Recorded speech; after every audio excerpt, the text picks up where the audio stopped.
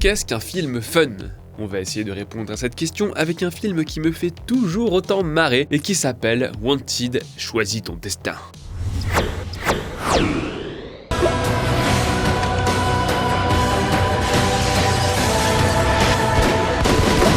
Vous l'avez compris si vous nous suivez ou si vous êtes abonné à la chaîne, merci. Chez Écran Large, on aime bien la pop culture, on aime les gros films débiles avec plein d'effets spéciaux et les one-liners pétés. Je mets les pieds où je veux, Little John.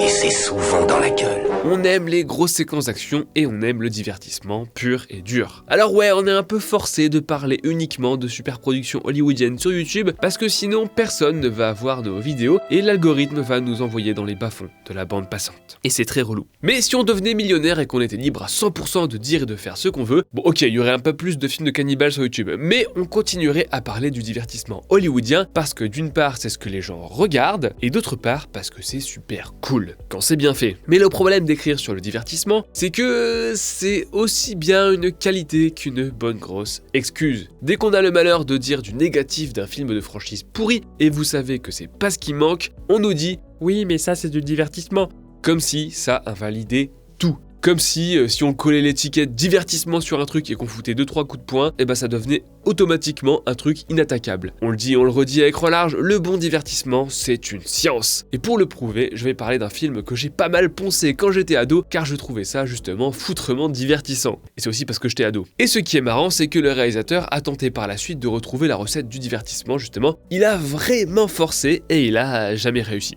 Wanted, c'est l'histoire d'un mec qui a une vie nulle et qui se fait recruter par Angelina Jolie qui lui explique que ses crises d'angoisse, en fait, c'est juste une faculté qu'il tient de son père et qui lui permet par exemple d'arracher les ailes d'une mouche à coups de balle. Ouais, la protection animale n'est pas vraiment au centre des enjeux.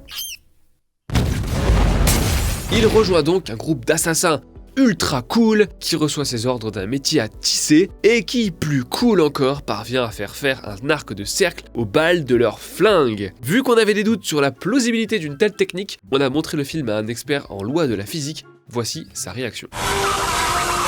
Est-ce que ça vous semble complètement con ? Eh bien c'est normal parce que ça l'est. Mais Wanted, à la base, c'est surtout l'adaptation d'un comic book de J.J. Jones et Mark Millar. Mark Millar qui est vraiment le fournisseur officiel du cool hollywoodien car il a aussi inspiré Kick-Ass, Kingsman et Logan. C'était bel et bien la première adaptation de son œuvre au cinéma cette fois et c'est le producteur Mark Platt, qui était alors surtout connu pour La Revanche d'une blonde, aucun rapport, qui a mis une option sur la BD et qui a proposé à Universal de lancer une adaptation. Si on en croit Variety, c'est aussi lui qui a fait du lobbying pour embaucher Timur Bekmambetov. Le cinéaste russe d'origine kazakh avait alors fait parler de lui en 2004 avec le film Nightwatch. Énorme succès en Russie qui est parvenu, petit miracle à l'époque, à pénétrer le marché américain. Le studio était pas méga chaud car il n'était pas certain qu'il puisse diriger une équipe américaine et aussi peut-être parce qu'il allait falloir apprendre à prononcer son nom de famille. C'est pour ça d'ailleurs qu'il ne m'engage pas pour réaliser le prochain Godzilla. À noter quand même, et vous m'excuserez cette petite digression quand vous entendrez sa conclusion, que le réalisateur avait déjà eu affaire à des producteurs américains. Enfin, à un producteur américain en la personne de Roger Corman. Le pape de la série B lui avait demandé bien des années auparavant de réaliser un remake du The Arena qu'il avait produit dans les années 70 pour le marché vidéo. Alors ça compte pas vraiment comme une expérience internationale car il a été tourné en Russie, mais le film est aussi sorti dans le monde et en France, comme on est le pays du romantisme, on a appelé ça Gladiatrix. Et curieux hasard du calendrier, il est sorti en 2001, soit l'année d'après Gladiator. Heureusement que Roger Corman est là pour veiller au respect de la parité. Bon, par contre la bande-annonce veut la mort de ton oreille interne. Alors, comment je raccorde ça au sujet, moi ? Ah oui, c'est vrai. Ça prouve que Bekmambetov n'a pas peur de faire des films débiles, et un peu misogyne sur les bords. Ok.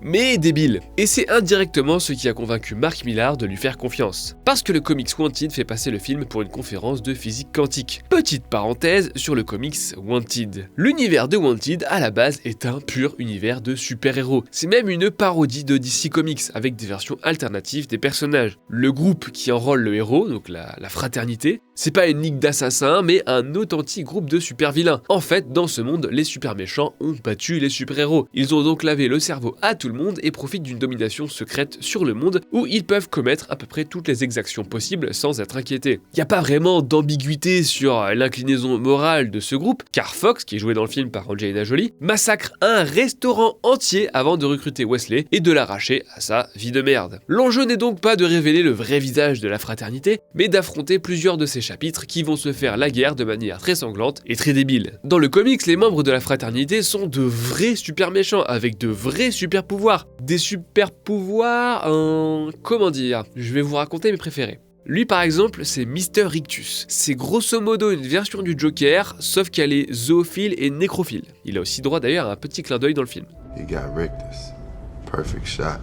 Lui, c'est Gnome. C'est un gnome qui est capable de détruire la réalité. Lui, c'est Johnny 2-bit. J'invente pas, c'est le nom dans le bouquin. Alors, son nom est assez explicite sur son pouvoir, mais il faut ajouter que l'une de ces 2 bits peut lui parler. Ce qui est très utile en soi. Et lui, c'est Abonator. Il s'est abonné à Écran Large en suivant le lien dans la description, ce qui lui donne le pouvoir de lire des dossiers exclusifs sur des films super et de soutenir une rédaction en galère. Et lui, c'est Tas de merde, encore une fois, c'est son vrai nom. C'est comme Clayface dans Batman, sauf qu'il est constitué de caca. Mais pas n'importe quel caca, Harry. C'est le caca des 666 personnes les plus malfaisantes du monde, comme Hitler, par exemple. Donc, sacrée galerie de personnages, vous me l'accorderez. Et dans le film, on a elle qui sait bien manier les flingues, on a lui qui sait bien manier les couteaux, on a lui qui sait bien manier les flingues, on a lui qui fait exploser des rats, on a lui qui sait bien manier des flingues, et on a lui dont le job est juste et uniquement de casser la gueule à des gens attachés sur une chaise. C'est pas la même chose vraiment. Bon, j'exagère parce que des pouvoirs dans Wanted le film, il y en a au fond. Il y a des bacs à glaçons qui te régénèrent tranquillou, il y a bien sûr les effets de balle genre je sais jouer au ping-pong, et il y a les facultés visiblement héréditaires de notre héros qui consistent à faire un arrêt sur image plus zoom dans la vraie vie. Et c'était pas gagné, puisque Millar a expliqué dans une interview à First Showing que les premières versions du scénario n'étaient pas du tout à son goût car il n'y avait pas de super pouvoir du tout. C'était juste une histoire de crime classique. Donc là, mais rien à voir avec ce qu'il avait écrit. Et c'est l'un des ingrédients du film fun qui est Wanted, trouver une sorte de juste milieu. Si Beckman Betoff avait adapté tel quel le comic, nul doute que ses lecteurs auraient salué l'effort, mais franchement, ça aurait été catastrophique. Faire ça au cinéma en 2008, c'est l'assurance d'être juste gênant, même avec un budget de 75 millions de dollars. Et d'un autre côté, s'il n'y avait aucune trace de fantastique, ça serait juste chiant. Wanted, c'est un délire contrôlé, un peu à contre-courant finalement du virage ultra réaliste du comic book movie amorcé par Christopher Nolan avec son Dark Knight, qui est quand même sorti la même année, et 2 salles, 2 ambiances. Autre ingrédient, pas obligatoire mais qui marche bien dans ce cas-là, la structure narrative archi archétypale. Alors, je suis pas aussi obsédé qu'Antoine par le héros au mille et un visages et le fameux monomythe de l'auteur Joseph Campbell, qui est devenu une sorte de bible pour tous les artisans du divertissement contemporain, mais là, l'itinéraire de Wesley Gibson le respecte tellement à la lettre que ça en devient comique. Tout y est, le héros est un élu quelconque en galère, il y a un premier appel à l'aventure qui est refusé, un second appel à l'aventure qui est accepté, il y a une transformation, il y a un mentor, il y a un aidant, il y a littéralement une abysse dans laquelle il tombe, il y a la réparation des torts et un retour dans le connu qui se déroule exactement à l'endroit qu'il avait quitté avec une référence à la toute première scène du film. Et je vous parle même pas de ce fusil de Tchekhov, enfin de ce rat de Tchekhov. On se demande si cette information va avoir de l'importance dans la suite. À ce niveau, la narration est tellement archétypale qu'elle nous empêche de réfléchir à quoi que ce soit. Pas question de connecter les quelques neurones qui ont survécu à la scène d'intro, l'histoire, on la connaît par cœur. La question c'est en quoi cette fois elle va être fun. Et c'est là que Wanted aurait pu se planter, parce que si t'as une structure aussi basique sans idée derrière, ça donne juste un mauvais film hollywoodien. Mais des bonnes idées, il y en a un paquet dans Wanted, ouais, si, je vous jure. À commencer bien sûr par sa parodie totale et évidente de Matrix. Et ce dès la scène introductive. À l'époque, l'influence du chef-d'œuvre des Wachowski est encore partout, et ils furent nombreux à sombrer dans le ridicule tellement ils prenaient leur ralenti au sérieux. Oui, même quand c'est un film avec Christian Bale. Désolé, c'est ridicule. Wanted le film est à Matrix ce que Wanted le comics est à DC Comics, une version complètement stupide et dégénérée qui exacerbe toutes leurs caractéristiques pour les tourner en dérision. Et ce, évidemment, dès la scène d'intro qui se paye la tête de tout le climax. Bon, et vous l'attendiez bien sûr, le plus cool de tous les plans, c'est celui-ci.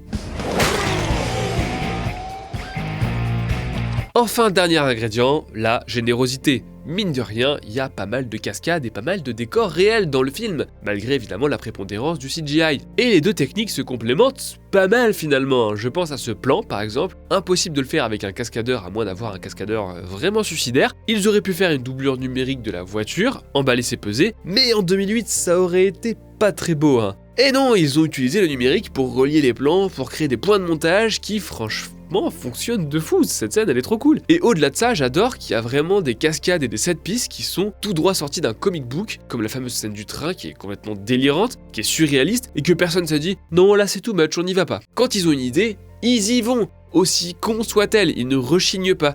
Et ça aussi c'est ce qui démarque je trouve un bon film fun d'un film qui se prétend fun. Quand il y a une idée à la con, on y va à fond, hein, et advienne que pourra. Dernier exemple que j'adore, pour les deux plans où la voiture vole au-dessus du mec là, il y a certes plein de CGI, mais pour que ça marche, les gars ont quand même construit une sorte de tonneau à voiture, et ça m'amène à la dernière qualité du film fun, les effets de style et ces effets spéciaux à la con sont pas juste saupoudrés sur l'histoire, hein, un peu comme quand tu fais un gâteau méga fade et que tu le tartines de Nutella pour pas qu'on s'en rende compte. Les fameux plans de voiture qui se retournent par exemple, se répondent dans le récit. Mettons en évidence la confiance prise par le héros, genre ça a un sens dans la narration. Alors oui, c'est pas transcendant, on est d'accord, mais c'est cool, et c'est fonctionnel. Et c'est toujours mieux quand le cool est fonctionnel. De même que les effets des balles là, le effet complètement absurde du film, eh bien il a une utilité dans le récit, plus qu'il est utilisé dans le climax émotionnel, hein, notez les guillemets, à la toute fin. Ça le rend pas intelligent, hein, ça l'incorpore mieux dans le film, et ça, et bah c'est l'essentiel. Ou alors j'aimais juste bien quand j'étais ado et cette vidéo c'était juste un prétexte pour revoir le film, c'est pas impossible. Wanted à l'époque a fait un petit carton et une suite a même longtemps été envisagée avant de disparaître dans les limbes du développement de Hell. Et ouais, on aurait pu avoir une saga avec des snipers qui tirent à travers des donuts à la place du MCU. Ça fait rêver hein. Juste après Beck Macbethoff étant devenu le chantre du cool, il est allé faire un autre film fun et cool, et là tout est dans le titre, c'était Abraham Lincoln, chasseur de vampires, sauf que c'était pas bien, hein, c'était pas bien. Parce que le film crie « je suis fun », mais finalement il a pas les idées de Wanted, il a pas sa simplicité, il a pas tous les trucs que j'ai mentionnés auparavant, il a juste un concept un peu rigolo, et il pense que ça suffira. Mais non, ça suffit pas en fait, comme dans bien d'autres blockbusters hollywoodiens. Bon, je vous passe la dégringolade qui s'en est ensuivie avec l'horrible remake de Ben Hur, et le Screen Life, etc. Et on se retrouve en 2026 avec son nouveau film, hein, reconnu coupable avec Chris Pratt. Attends, vous connaissez pas qui est Chris Pratt? C'est lui! Voilà, reconnu coupable, ça a l'air vraiment ultra con, mais j'ai pas l'impression que ce soit aussi rigolo. On en reparlera dans quelques jours parce que Antoine s'est porté volontaire et bonne chance à lui! Salut mon pote. Si vous aimez les films d'action méga débiles qui font n'importe quoi avec l'héritage de Matrix, j'avais consacré une vidéo à Torque, qui est un peu comme Wanted, mais en mieux encore, je vous jure que c'est vrai. Bon, la vidéo s'était plantée, comme le film en soi, donc c'était plutôt cohérent. Mais promis, elle est super, salut!